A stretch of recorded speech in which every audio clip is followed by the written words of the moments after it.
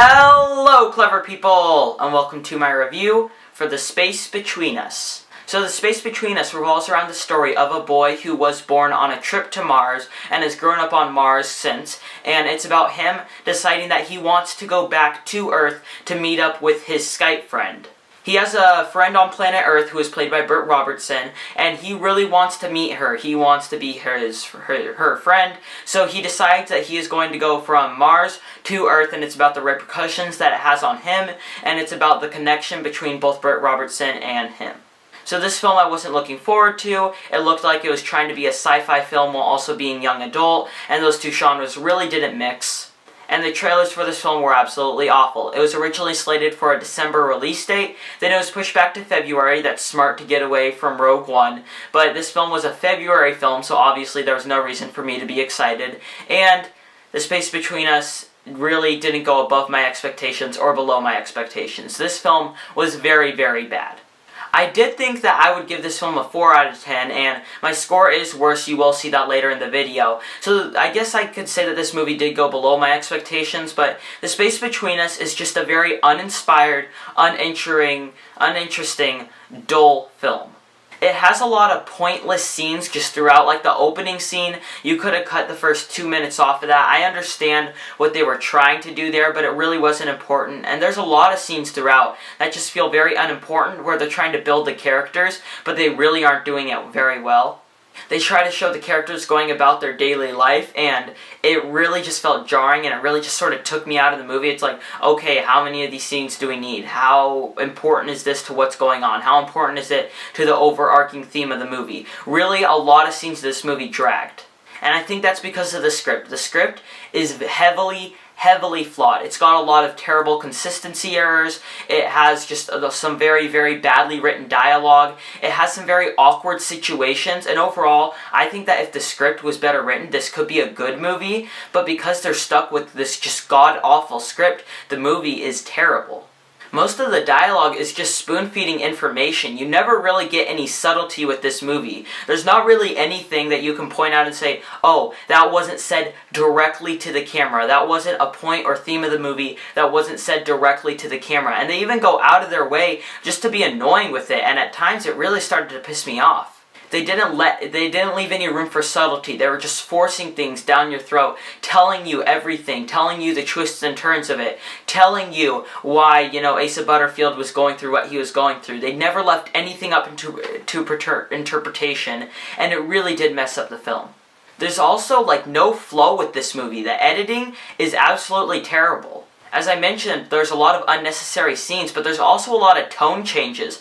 Like a comedic scene where a character is trying to have their dad ride a helicopter, and then you cut back to another scene of a person getting really angry and then almost dying. And it's like there's these constant tone changes from just scene to scene that don't flow together well. They feel like completely separate scenes that are just randomly put together. You could separate this movie into 30-minute chunks, switch around the scenes in each of the chunks, put it back together, and the movie wouldn't feel any different or any more inconsistent.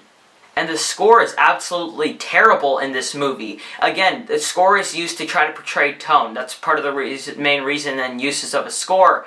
And the score in this movie is constantly changing. A scene that's supposed to be like a character realizing something or a character trying to run after their hopes and dreams is given with this thriller music, and it does not fit with the situation or the scene at all.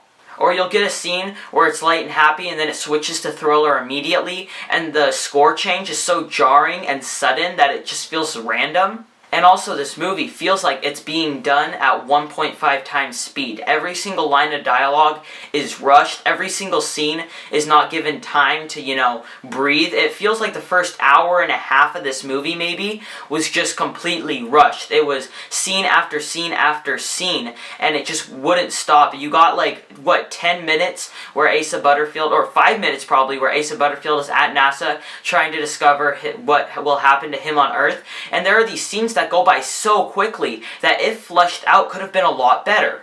If you would have got a better editor that would have taken certain scenes out and made some certain scenes longer, I think that this film could be a lot better. It runs at a 2-hour runtime, which I think is the right runtime, but it really just suffers when it comes to a lot of unnecessary scenes and a lot of scenes that are very important that are just sped through. And there are also just a couple things in this movie that really annoyed me. Like, the technology was absolutely stupid. It's not how technology acts at all. I know it's supposed to be in the future and advanced, but it just really didn't work. And also, a person with absolutely no space experience goes up into space with a zero-G experience, and they're completely fine. They don't throw up or anything. They're just acting like, oh, no big whoop, I'm just in zero gravity, even though they've never really been in it before. And just stupid things like that are because of the script that are very, very flawed and very terribly done.